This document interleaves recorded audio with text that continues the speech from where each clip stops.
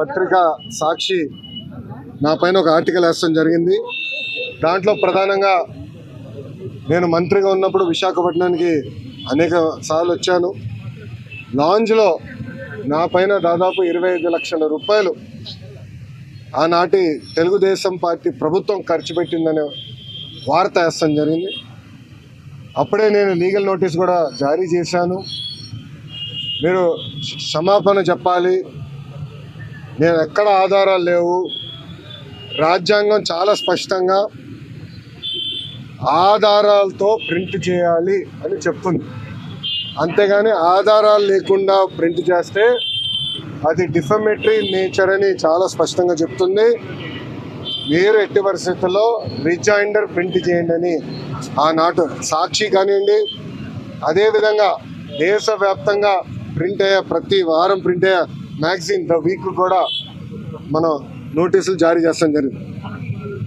The week అవుతే ఇమీడియట్గా మా దగ్గరకు ఉన్న సమాచారం కరెక్ట్ కాదు, మీరు చెప్పిందే కరెక్ట్,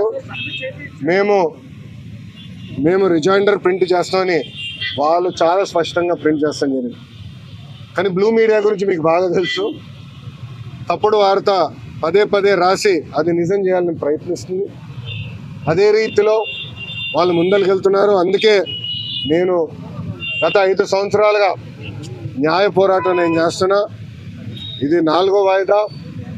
ఎన్నిసార్లే నేను వస్తాను, ఎందుకంటే నిజం నా వైపు ఉంది. గతంలో కూడా మీకు చెప్పాను.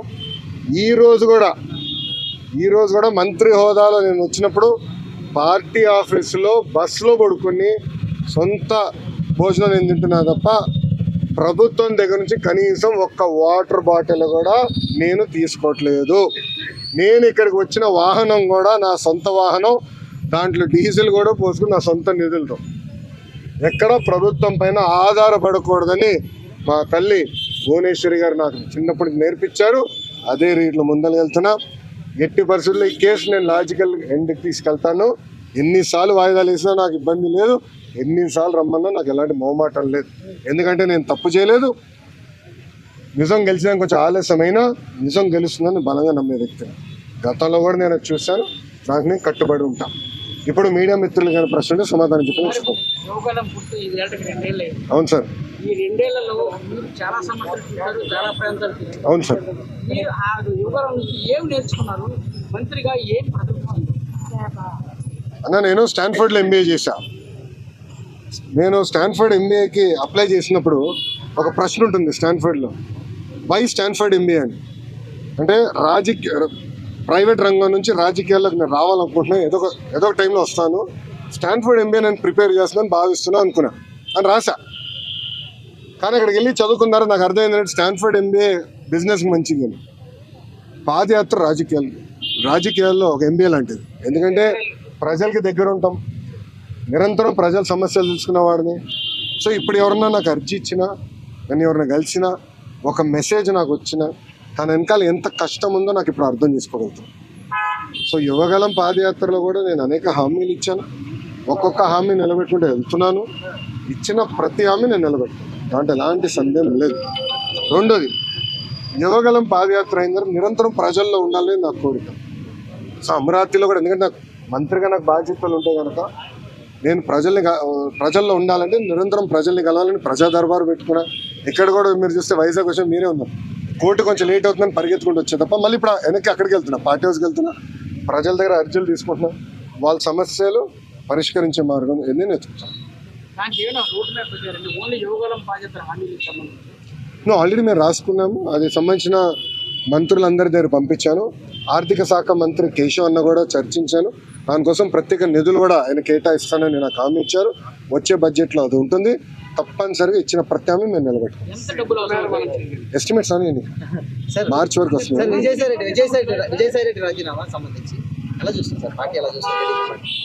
ఏ పార్టీ? వైకాపానా తెలుగుదేశం పార్టీ?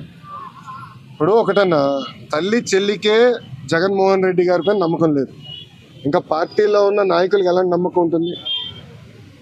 నేను ఎప్పటి నుంచో చెప్తున్నా, వైకాపా నాయకులు డబ్బుల కోసం పార్టీనే అమ్మేస్తాడు ఈయన అని. ఇప్పుడు అది నిజం అవుతుంది కదా. ఒక్కొక్కరు రాజీనామా చేసుకుంటూ వెళ్తున్నారు. దానికా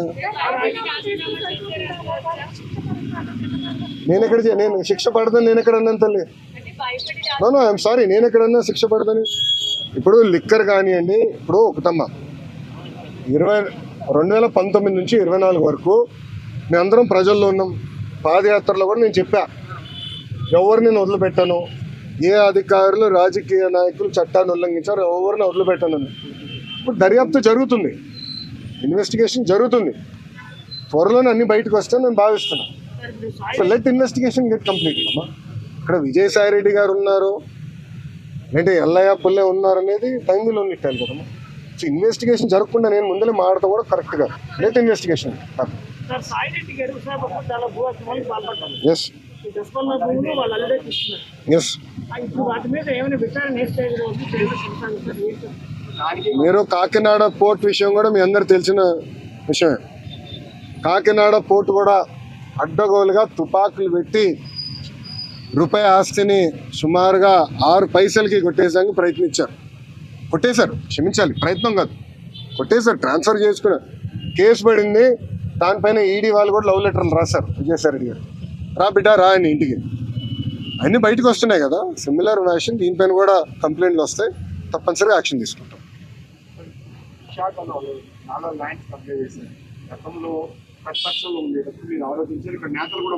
అవునండి. ఇప్పటికీ అంటే దాదాపు 6-7 నెలలు అయితే ఇన్వెస్టిగేషన్ నడుస్తుంది కదా, ఇక్కడ కూడా గతంలో అధికారులు కూడా స్వయంగా అసలు లీగల్ గా ఉంది, ఎక్కడ తీసుకోవడానికి ఆస్కారం లేదు.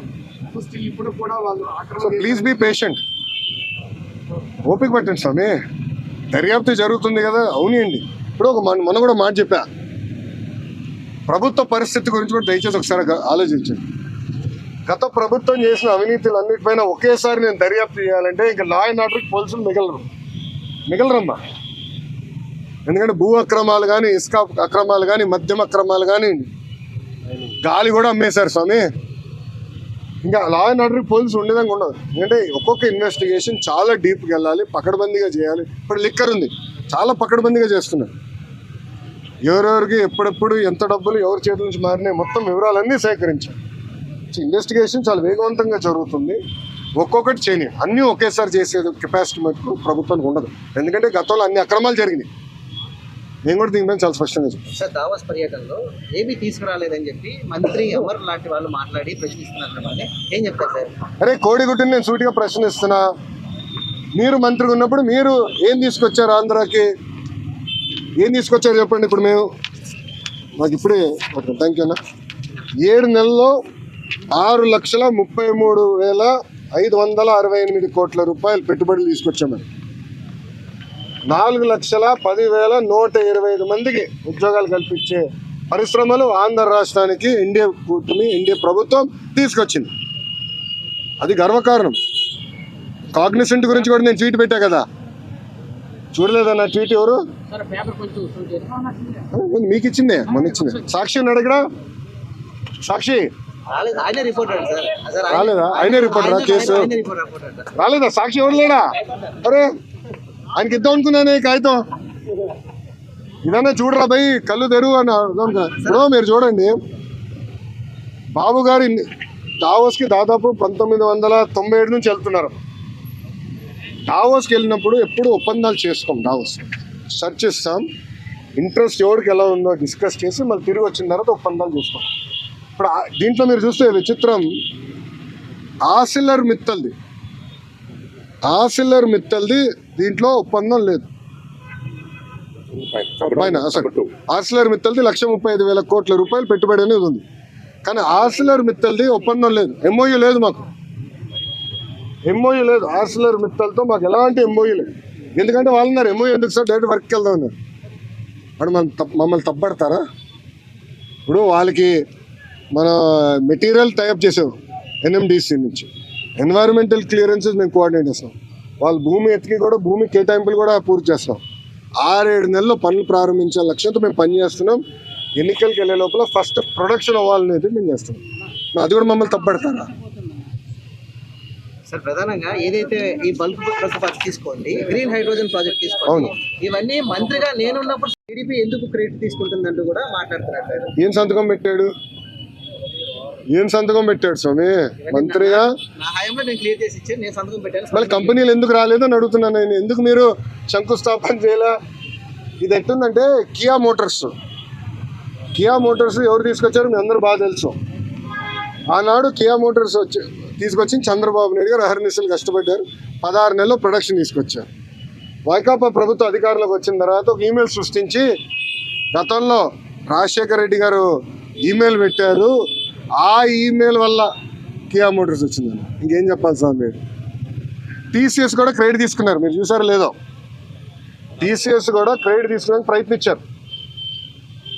మేము తీసుకొచ్చి నేనే లేదు చంద్ర గారితో మాట్లాడి ఆయన ఆఫీస్కి వెళ్ళాను స్వామి. ఆయనతో 45 నిమిషాలు 1-on-1 నేను మీటింగ్ పెట్టుకున్నాను. తర్వాత నా అదృష్టం ఏంటంటే చంద్ర గారు వాళ్ళు మొత్తం మేనేజ్మెంట్ ఇంపార్టెంట్ లీడర్స్ అందరిని పిలిచి నాతో మీటింగ్ పెట్టించారు తెలుసా. అక్కడ క్లీన్ చేసాం మేము. ఇది తాజ్ హోటల్స్ కానివ్వండి, టీసీఎస్ కానివ్వండి, రెన్యూబుల్ ఎనర్జీ కానివ్వండి అన్నీ. ఇప్పుడు మీరందరూ ఒకటి గుర్తుపెట్టుకోవాలి. మీరందరూ ఒక ప్రశ్న అడిగారు, మహారాష్ట్రకి ఇంత పెట్టుబడి దానికి కారణం ఏంటో తెలుసా? Consistency in government.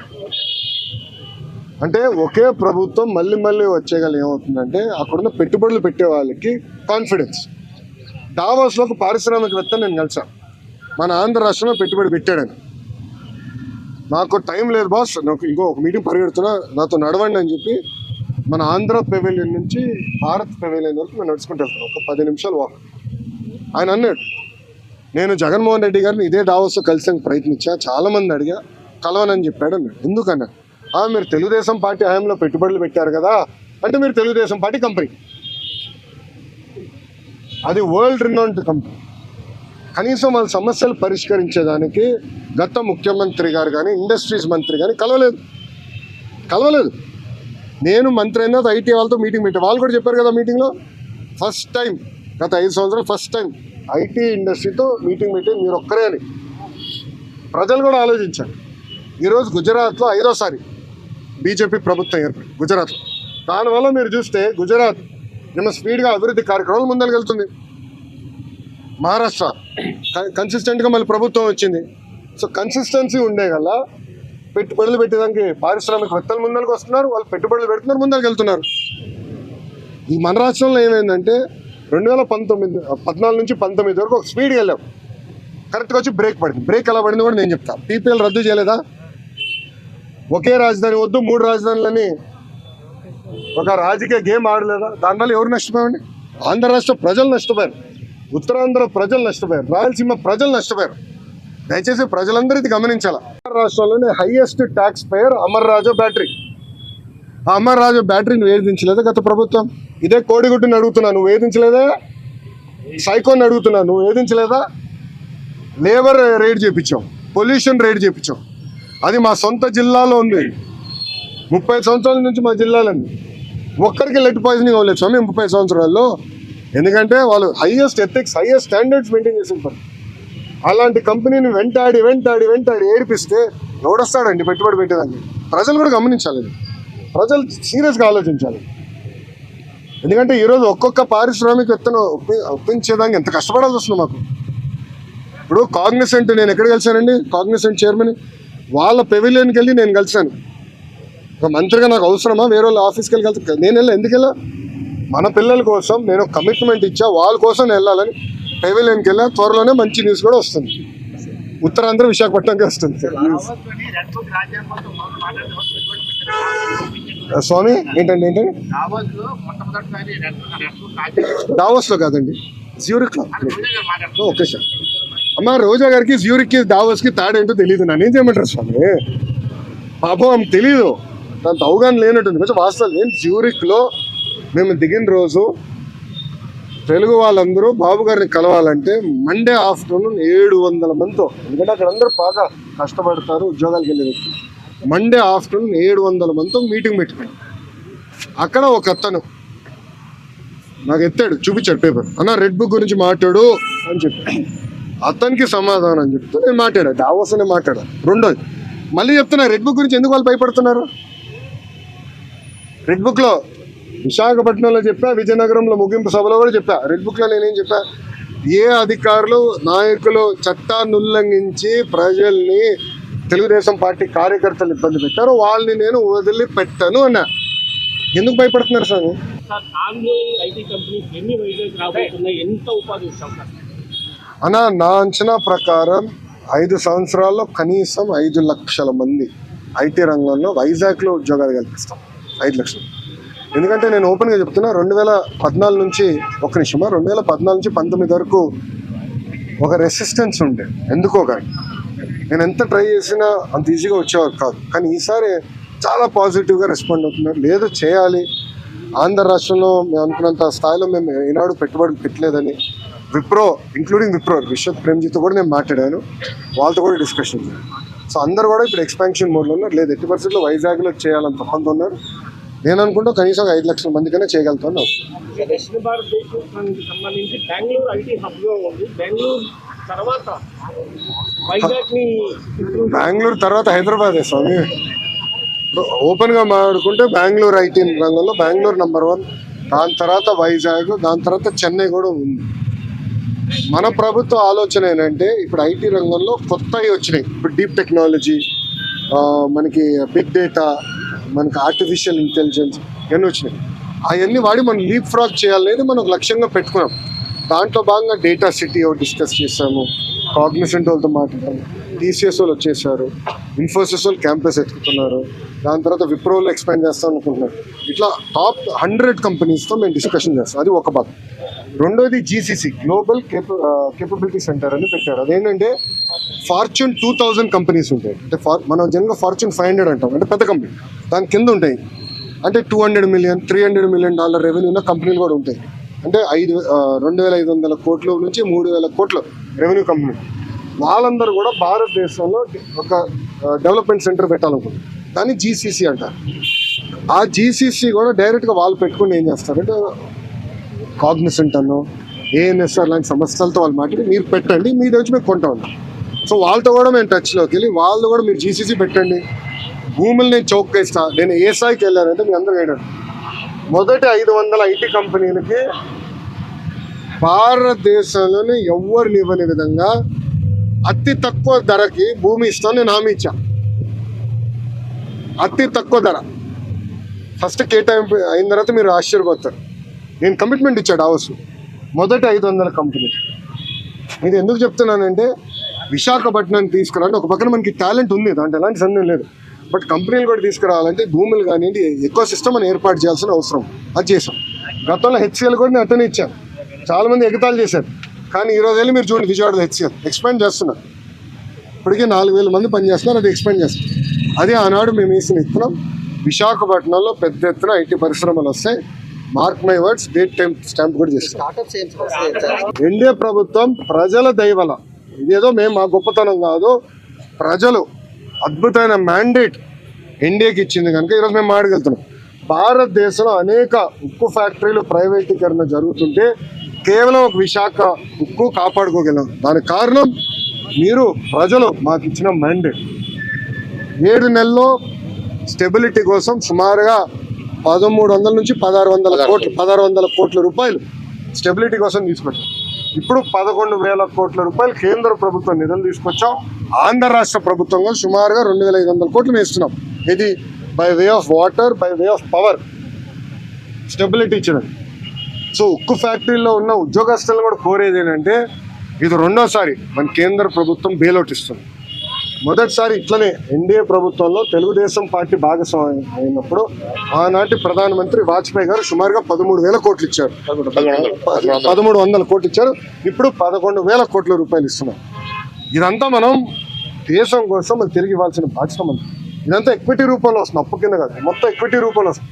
కానీ ఉక్కు ఫ్యాక్టరీ ఉద్యోగస్తులు కూడా నేను కోరేది ఏంటంటే, కష్టపడతాం, డివిడెండ్ల ద్వారానో ఉద్యోగాల ద్వారానో తిరిగి దేశానికి మనం చెల్లిద్దామని నేను కోరుతున్నాను. ఏదమ్మా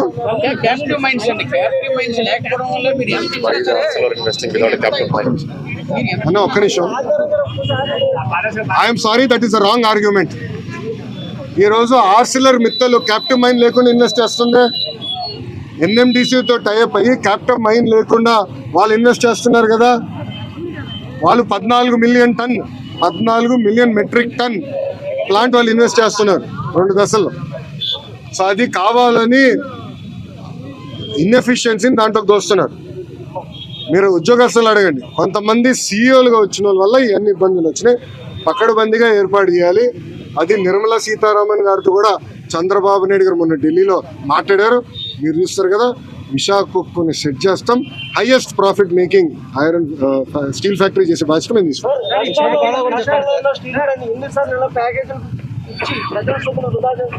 కొంతమంది అడిగితారు, దీనికి సమాధానం ఏంటి సార్? అంటే పర్మనెంట్ సొల్యూషన్ విచిత్రం ఏంటంటే చేయకపోతే ఏమో ప్రైవేటీకరణ అని మీరే అడుగుతారు, ఇస్తే ఏమో ప్రజల డబ్బు వృధా చేస్తారు. నా ఒక మాట, విశాఖ ఉక్కుకి చాలా ఎమోషనల్ అటాచ్మెంట్ ఉంది ఆంధ్ర రాష్ట్ర ప్రజలకు. ఆనాడు విశాఖ ఉక్కు ఆంధ్రుల హక్కు అని ఎంతోమంది త్యాగాలతో విశాఖ ఉక్కు ఏర్పడింది. కొంతమంది అధికారుల ఇన్ఎఫిషియన్సీ వల్లనే, మళ్ళీ ఐఎమ్ రిపీటింగ్, కొంతమంది అధికారుల ఇన్ఎఫిషియన్సీ వల్లనే ఆ ఉక్కు ఫ్యాక్టరీ ఇలాంటి పరిస్థితికి వచ్చింది. లేదంటే it is one of the highest profit making. విశాఖకు ఉన్న టెక్నాలజీ కూడా అద్భుతమైన టెక్నాలజీ. అలా నేను హైదరాబాద్ ఇల్లు కట్టుకున్నప్పుడు విశాఖ స్టీలే వాడా. ఇప్పుడు అమరావతిలో ఇల్లు కట్టబోతున్నా, విశాఖ స్టీలే వాడతా. ఎందుకంటే నాకు నమ్ముకుంది ఆ స్టీల్ క్వాలిటీ. కొంచెం కూర్చో, క్వాలిటీ పైన నాకు నమ్మకం. అంటే అంత మంచి టెక్నాలజీ ఉంది విశాఖ. కొంతమంది లీడర్షిప్ వల్ల దెబ్బతిన, అది నిర్మలా సీతారామన్ గారితో కూడా చర్చ జరిగింది. పకడ్బందీ అయిన లీడర్షిప్ని మేము తీసుకొస్తాం, దాని దారిలో పెడతాం. డివిడెండ్ ద్వారా, ఉద్యోగాల ద్వారా మళ్ళీ దేశాన్ని తిరిగి మేము